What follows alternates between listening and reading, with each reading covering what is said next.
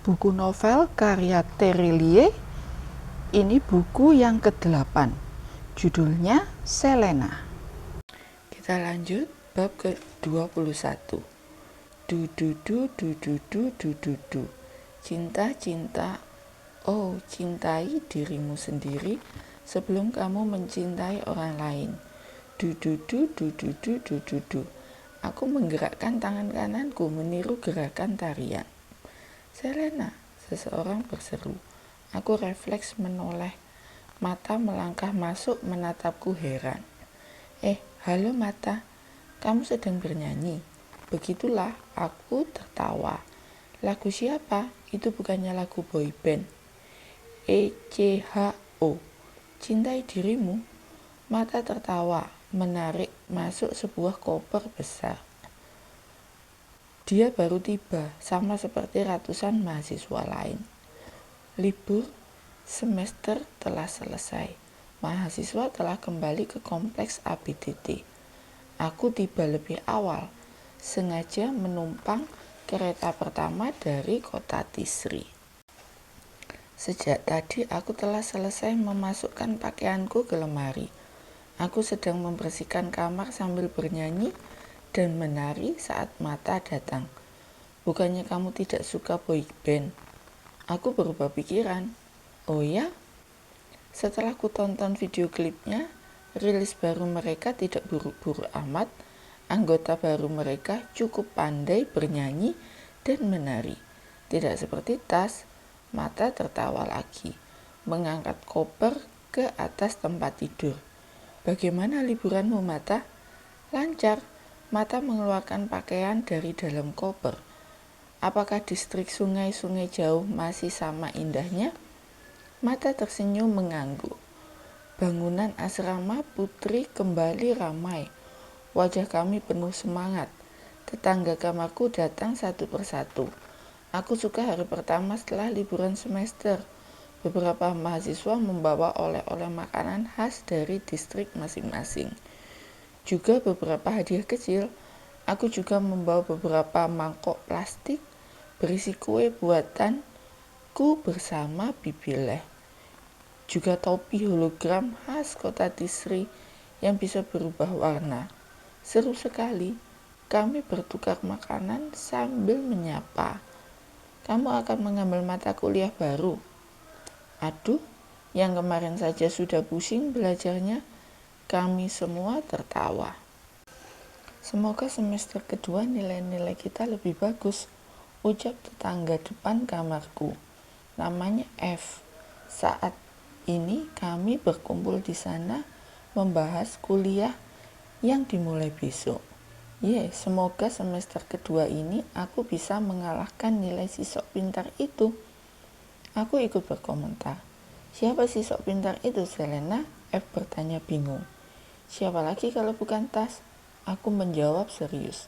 Mata F dan mahasiswa yang ada di kamar itu tertawa melihat ekspresi wajahku. Kamu jangan-jangan naksir Tas, Selena? Kamu selalu saja membicarakan dia. Bahkan baru hari pertama kuliah, kamu sudah membicarakannya. F menggoda. Enak saja, cuy. Aku buru-buru menukas. Semakin kamu bantah, semakin terlihat loh. Aku suka cowok yang memakai bedak dan lipstik. Itu tidak akan terjadi. Mereka tertawa lagi. Kami menghabiskan sisa hari dengan menghabiskan 1 toples makanan. Pelajaran pertama semester 2 adalah hewan, tumbuhan, dan bukan keduanya. Seperti yang kujelaskan sebelumnya, dosen mata kuliah ini adalah si kembar Flo dan Flau. Mereka juga dosen senior, sama tuanya dengan Ox, tapi penampilan mereka ultra modern. Mereka mengenakan baju dengan desain terkini, potongan rambut runcing, dan peralatan canggih. Perhatikan ke depan anak-anak, seru Flo. Tidak perlu disuruh 2 kali, kami memperhatikan dengan seksama. Ada sebuah kotak besar di depan kami berwarna perak. Tingginya tak kurang dari 6 meter. Kotak itu tertutup rapat, entah apa yang ada di dalamnya. Kami berada di dalam bangunan kubah raksasa, tempat miniatur klan bulan, dan mata kuliah ini diajarkan. Hewan apa di dalam kota itu? Bisik mata. Aku mengedikkan bahu.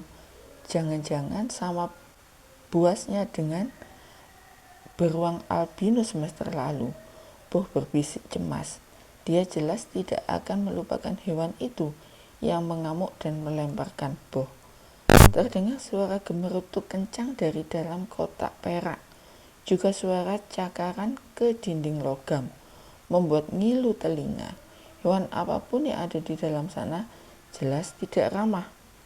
Aku menahan napas, juga mahasiswa lainnya. Kami menatap kotak itu dengan wajah tegang. Mata kuliah ini sebenarnya sangat menyenangkan. Aku bisa mengetahui betapa unik hewan-hewan dan tumbuhan di klan bulan. Juga makhluk hidup lain yang tidak bisa didefinisikan apakah itu hewan atau bukan. Masalahnya, Flo dan Flow suka memberi kejutan. Mereka tidak mengajar sesuai bahan pelajaran di buku teks. Mereka berimprovisasi. Pelajaran kita hari ini adalah tentang fotosintesis, seru Flo. Fotosintesis? Apa hubungannya hewan di dalam kota ini dengan fotosintesis? Semua makhluk hidup membutuhkan energi, entah itu hewan, tumbuhan, atau yang bukan keduanya. Hewan mereka berburu mangsa, menjadikannya sumber energi. Tumbuhan mereka melakukan fotosintesis, melakukan proses biokimia membentuk karbohidrat dari bahan anorganik. Tumbuhan melakukan proses tersebut lewat daun yang mengandung klorofil. Flau, saudara kembarnya, menambahkan, "Aku tahu apa itu fotosintesis. Sebagian besar mahasiswa lain juga sudah tahu. Itu pelajaran saat sekolah level 3. Mereka tidak terlalu mendengarkan pelajaran Loran Flo dan Flau. Mereka kembali menahan napas, menatap jeri kotak perak itu, karena baru saja terdengar pukulan berkali-kali di dindingnya. Hari ini kalian akan melihat proses fotosintesis dalam level yang lebih menakjubkan. Mari kuperkenalkan kalian pada Ngeleputur. Flo menekan remote kecil di tangannya. Kotak perak itu terbuka, menyusut, atapnya bergeser, dinding-dindingnya mengecil, hingga menyisakan 4 tombak perak yang tergeletak di lantai. Mataku tak berkedip saat menyaksikannya. Aku termangu. Itu bukan hewan, itu tumbuhan, sebatang pohon. Bentuknya mirip pohon kebanyakan, tapi dengan dahan-dahan yang besar dan panjang. Daunnya berbentuk runcing seperti anak panah. Pohon itu tertanam di sebuah pot raksasa. Itu apa? Boh berseru tertahan. Itu bukan hewan, seru yang lain. Pohon itu terlihat bergerak-gerak, dahannya menampar ke sana kemari seperti sedang berontak. Pohon itulah sumber suara tadi. Aku belum pernah menyaksikan tumbuhan seperti itu, walaupun kubah milik Flo dan Flau menyimpan banyak makhluk hidup menakjubkan. Inilah tumbuhan eksotis dari distrik pulau terpencil, Ngelepuntur. Tumbuhan ini termasuk langka. Beruntung kami bisa mengoleksinya di ABTT. Usianya sekarang 100 tahun. Masih terbilang anak-anak untuk jenis tumbuhan ini. Kenapa dahannya bisa bergerak-gerak? Tanya F. Karena dia lapar. Lapar? Boh hendak mendekati pohon itu, memperhatikan lebih dekat. Tahan anak muda, jangan terlalu dekat, cegah Flo. Tumbuhan ini berbahaya. Dia bisa meninjumu dengan dahan-dahannya. Buk, belum selesai kalimat Flo, salah satu dahan telah bergerak cepat menghantam Boh. Boh tidak sempat menghindar. Dia berusaha membuat tameng transparan, tapi sia-sia. Tameng itu meletus. Boh terpelanting jauh, menimpa pot-pot kosong. Para mahasiswa berseru, "Astaga, alangkah cerobohnya. Kalian tidak bisa semaunya mendekati hewan atau tumbuhan asing.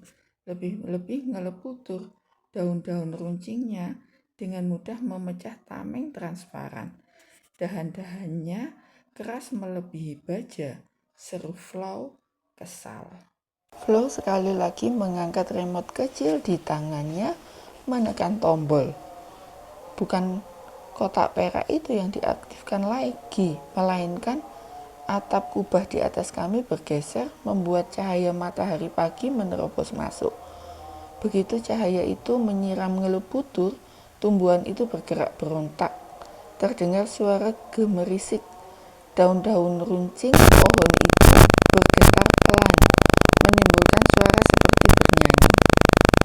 Aku sekali lagi termangu, lantas dahan-dahan pohon itu terangkat ke udara seperti menyambut cahaya matahari dengan sukacita.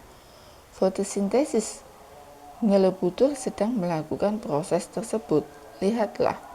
Aku menatap pohon besar itu yang sekarang diselimuti kabut tipis.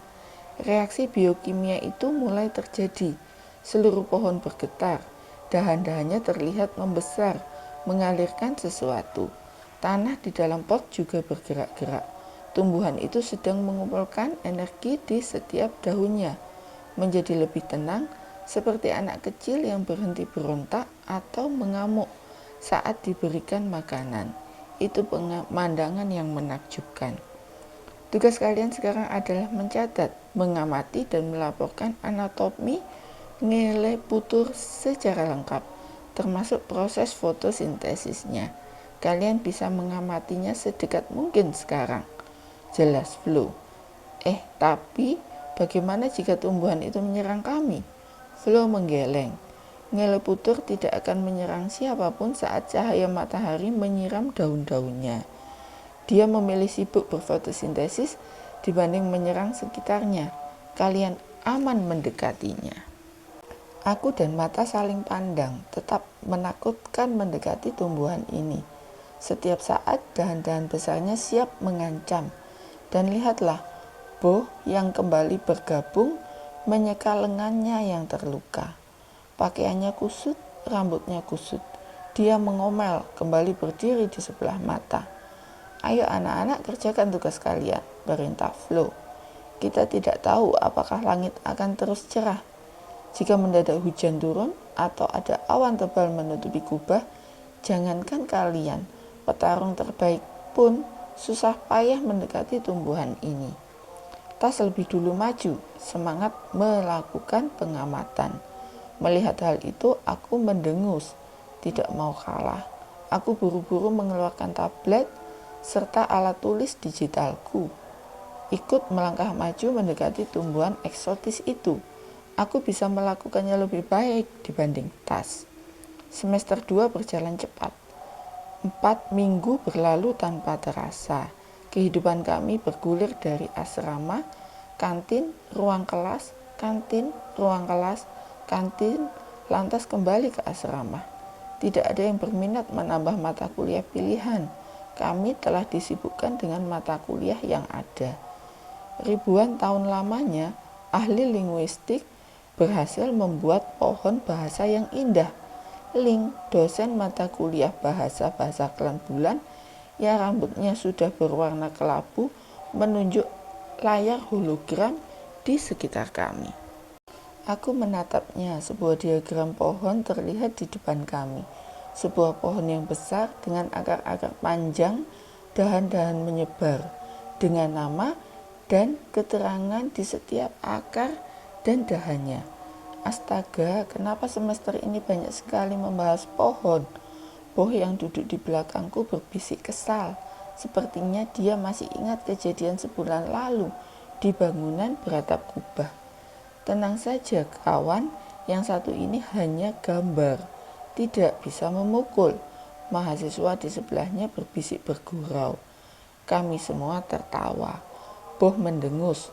Menurut teori ahli linguistik, bahasa induk klan bulan dibawa oleh petualang pertama yang mengisi dunia ini. Karena penduduk lokal belum memiliki bahasa, para petualang mengajarkan bahasa tersebut. Kemudian bahasa itu mulai bercabang menjadi berbagai dahan dan ranting.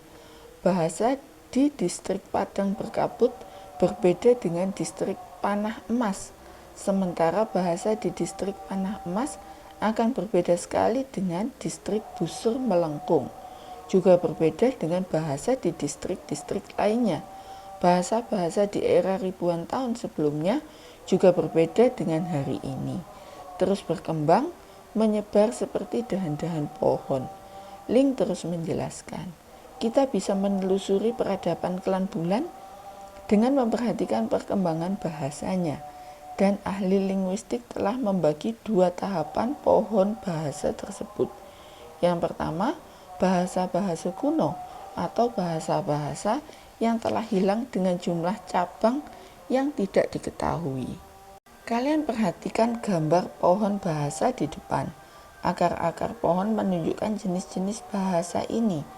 Yang kedua, bahasa-bahasa modern atau bahasa-bahasa hari ini yang pecah menjadi 12 cabang utama. Lihat cabang-cabangnya. Nama di cabang tersebut adalah jenis bahasa dan lokasi distrik yang masih menggunakannya. Kemudian pecah lagi menjadi ratusan ranting kecil. Mata terlihat semangat memperhatikan pelajaran. Dia memang menyukai pelajaran ini. Sementara aku sejak tadi menatap kuap karena mengantuk. Hanya karena tas masih duduk tegak. Menyimak, aku jadi tidak mau kalah, ikut bertahan. Semester lalu aku mendapat nilai B untuk mata kuliah ini. Jika aku ingin mengalahkan tas, aku harus mendapatkan nilai A semester ini. Terkait dengan bahasa-bahasa kuno, beberapa ahli linguistik bahkan berani membuat kesimpulan yang sangat progresif. Mereka berpendapat ada kemungkinan bahasa-bahasa kuno tersebut sebenarnya masih digunakan, tapi tidak di dunia kita lagi, melainkan di klan lain. Sebagian besar wajah mahasiswa yang mengantuk mendadak antusias menatap ke depan. Mereka tampak tertarik. Apakah teori tentang klan lain, tentang dunia paralel itu nyata, Miss Ling? F bertanya. Apakah memang ada klan lain yang tidak pernah kita ketahui? Sambar mahasiswa lain. Jika melihat pohon bahasa yang tegak kokoh dengan jumlah akar yang begitu banyak, boleh jadi dunia paralel itu memang ada. Tentu aku tidak tahu penjelasan dari sisi lainnya, tapi dengan mengamati akar-akar bahasa ini dengan seksama, betapa uniknya bahasa-bahasa yang hilang ini. Maka ada banyak hal menarik yang bisa menjelaskan keberadaan dunia paralel. Ling menjawab lugas. Para mahasiswa berseru. Mereka semakin tertarik. Apakah ada yang pernah pergi ke dunia paralel itu, Miss Ling? Atau ada yang membawa buktinya, foto, video? Aku tidak tahu apakah kalian sekarang tertarik pada pelajaran bahasa yang sedang kusampaikan atau lebih antusias membahas teori dunia paralel. Ling menatap kami semua. Ruangan itu dipenuhi tawa kecil. Jika kalian lebih tertarik soal dunia paralel, sayangnya ini pelajaran bahasa. Ini bukan tempat membahas gosip-gosip dan dugaan provokatif terkini di dunia akademik. Ling melambaikan tangan. Tawa mahasiswa tersumpal. Ling menunjuk lagi layar-layar hologram. Menurut hipotesis yang dikembangkan oleh ahli linguistik, penduduk yang hidup di era awal klan bulan sejatinya tidak memiliki bahasa kecuali geraman dan gerakan tangan. Ada era yang tidak bisa dijelaskan ketika penduduk klan bulan mengalami lompatan kemampuan bahasa yang menakjubkan. Bahasa yang mereka gunakan mengalami perkembangan jauh lebih cepat daripada evolusi lainnya. Mereka kemudian memiliki kosakata untuk menyebut benda, juga memiliki kosakata untuk memanggil, berseru, aktivitas menjelaskan sesuatu, dan sebagainya. Hingga hari ini, saat bahasa bahkan berubah dalam bentuk kode-kode canggih yang lebih efisien bagi komunikasi mesin saat berinteraksi satu sama lain. Kita telah memiliki era bahasa digital 1000 tahun lalu. Di atas panggung, Link meneruskan pelajaran. Masih banyak materi pelajaran hari ini yang akan dibahasnya. Sementara aku sekali lagi mati-matian menahan kantuk. Kita lanjutkan bab ke-22 pada episode selanjutnya.